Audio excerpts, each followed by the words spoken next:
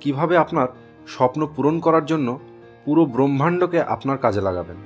আপনি কি জানেন আপনার এবং আপনার স্বপ্নের মাঝে একটি শক্ত দরজা আছে? ওই দরজাটা আপনাকে খুলতে হবে।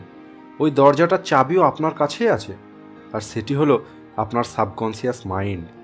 কিন্তু সমস্যা হচ্ছে চাবিটিকে আমরা সঠিকভাবে ব্যবহার করতে জানি না।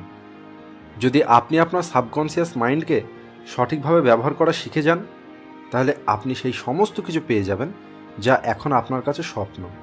চলুন আগে সাবকনসিয়াস মাইন্ড সম্বন্ধে জেনে নিন। আপনার সাবকনসিয়াস মাইন্ড ভালো এবং খারাপের কোনো পার্থক্য বোঝে না। আপনি যেরকম বীজ রোপণ করবেন সেই রকম ফল আপনি পাবেন। সাবকনসিয়াস মাইন্ড আমাদের জীবনের প্রতিটি মুহূর্তে করা কাজ ও ভাবনাকে স্টোর করে রাখে। প্রথম আপনি যখন কোনো কাজ করেন সেটি সাবকনসিয়াস মাইন্ডের কাছে যায় না, কিন্তু যদি কোনো কিছু আপনি কন্টিনিউ 21 দিন পর্যন্ত করেন, সেটি সাবকনসিয়াস মাইন্ড